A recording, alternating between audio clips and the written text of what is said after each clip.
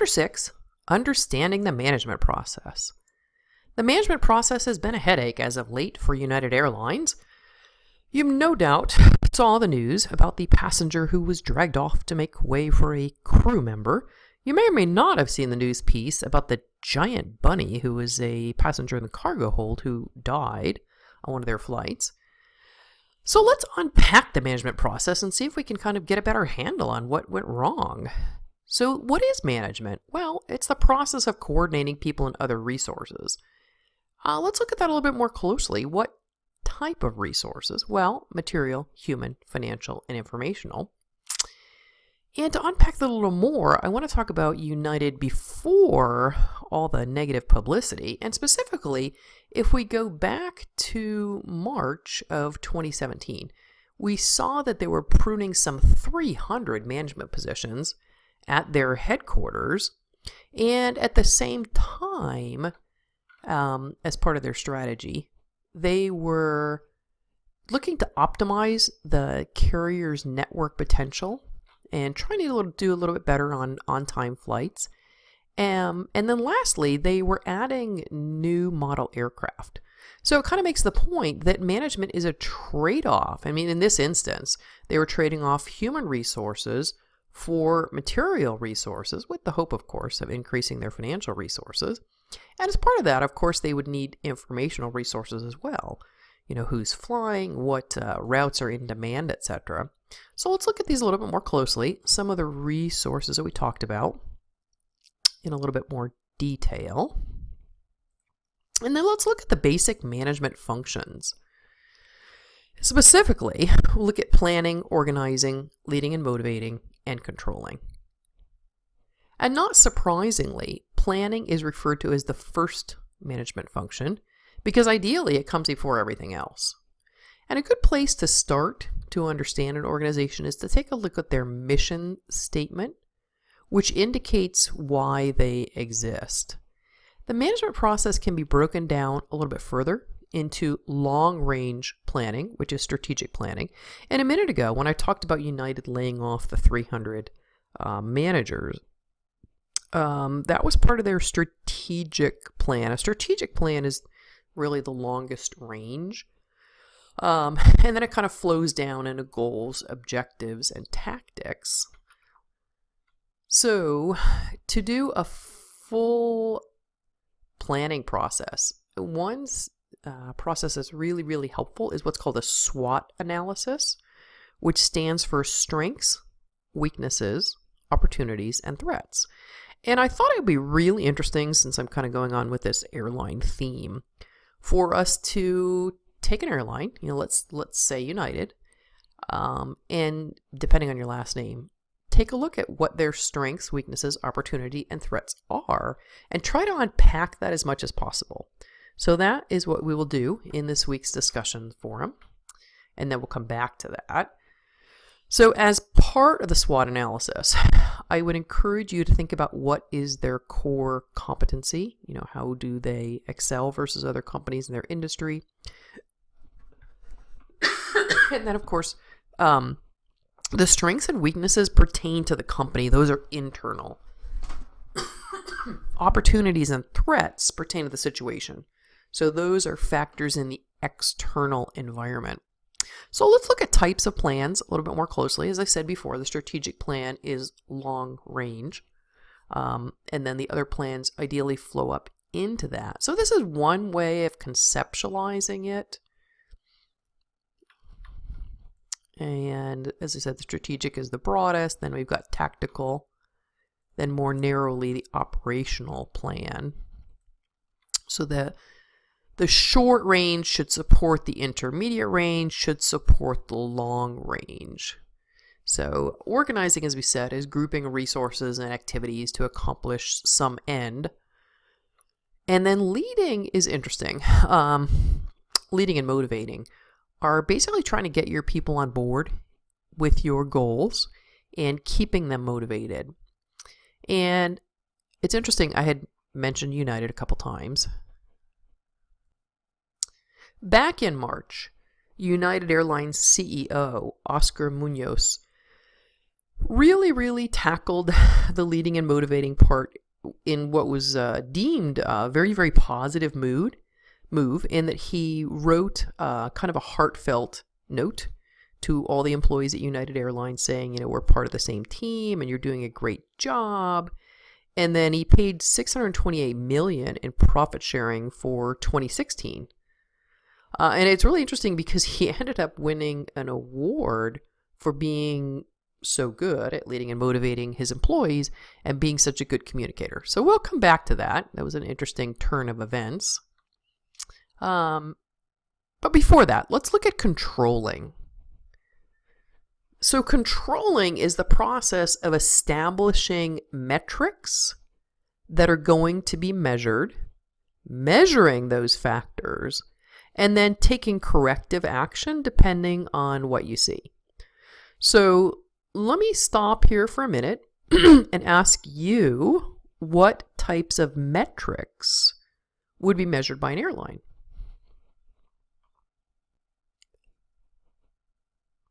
So if you said on-time arrivals as one of the metrics to be measured, you are absolutely right. In addition to that, there is flight completion. And in February of 2017, United Airlines was working on that quite hard. And they managed to achieve 8 days in February with 100% flight completion. So that was fairly impressive. What other metrics might or should an airline measure? Well, based on what happened, one of the new things that the CEO is being judged on, actually the board kind of rewrote his contract, and they said that they are going to measure more closely customer satisfaction. So it appears they were not doing as good a job as they could have on the control function, at least in terms of measuring that metric. So let's look at the kinds of managers. If you think about Oscar Munoz, the CEO, where would you put him? Top, middle, or first line? And if you said top management, you're absolutely right. Anything that starts with a C, the CIO, the COO, the CEO, the CFO. C, as you know, stands for chief. So those are upper level management.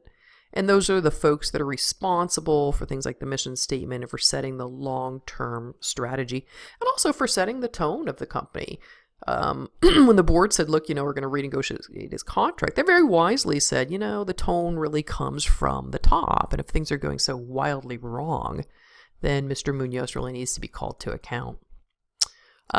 So middle management develops kind of the intermediate range plans. And here you see some middle managers.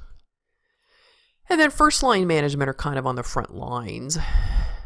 So let's look at some areas of management specialization. The financial manager is, of course, responsible for an organization's financial resources. And they might deal with accounting. They might deal with investing the financial resources. The operations manager is the one responsible for ensuring that the goods and services are created.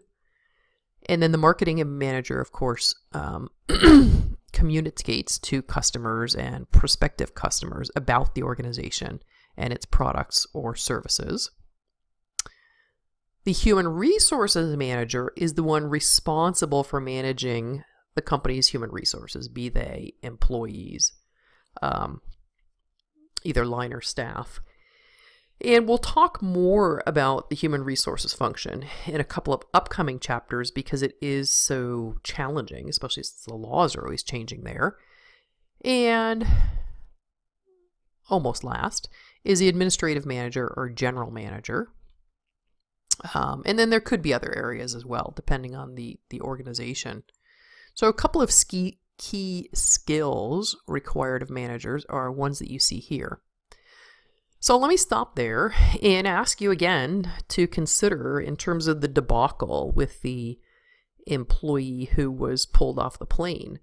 The PR was actually worse than it could have been because the incident alone was bad enough. But then the CEO came out initially with a statement blaming the passenger.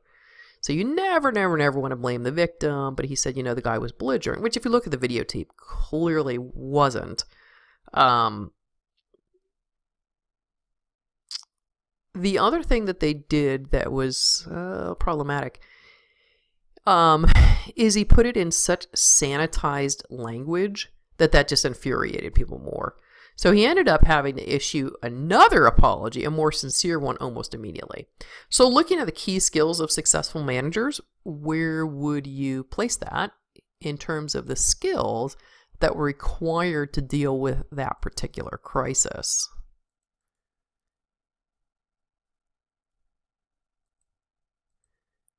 So if you touted interpersonal skills and communication skills, I would tend to agree with you. All of them are important. It's easy to have conceptual skills, and it is ironic that we see behind Richard Branson, we see some airlines there. But it's also important to be able to deal with people. So conceptual skills are the ability to think in the abstract, share a variety of viewpoints. Analytical skills are, basically the ability to solve problems. And interpersonal skills, how do you relate to people? So some of the issues like sanitizing the language, blaming the victim, as I said, you really don't want to do that there. So somebody with stronger interpersonal skills might have come out of that issue a little better on the front end. And then technical skills are generally, how well do you know your products in that industry? And then communication skills, of course, the ability to speak, listen, and write effectively. And then I should add, I may have already said this, but the irony is that Munoz got a communication award just before this particular disaster. But I think that was probably based in large part to his initial communication with the employees before the PR headache. Okay, so let's go forward a little bit and look at leadership. And I think that might be stating the obvious, that a leader has to be able to lead people, not coerce them into doing what they want. They have to get their cooperation. And this is another area I want to come back to in Chapter 10, because there's been so many other fascinating things going on in the business world that I think we could talk about that at some length under that chapter. There are different styles of leadership.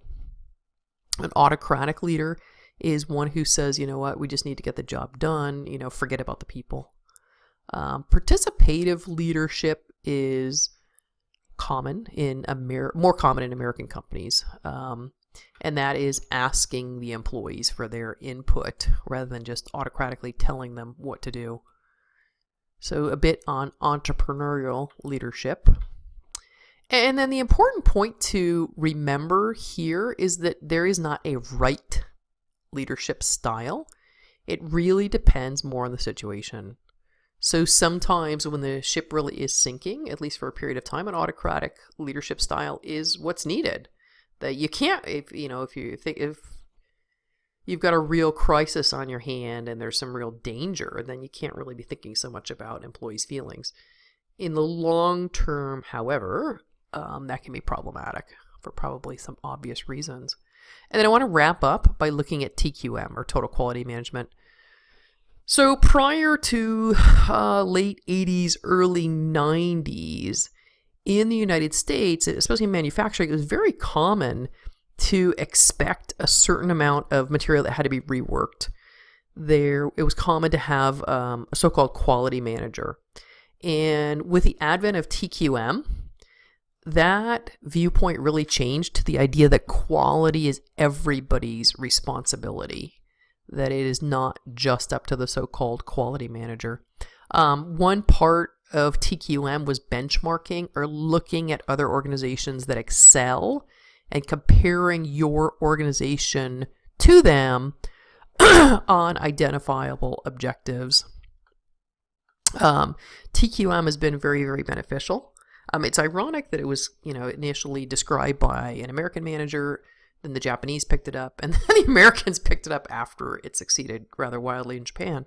And the reason why it succeeded was some of the benefits that you see here. in terms of lower operating costs, higher return on sales, etc.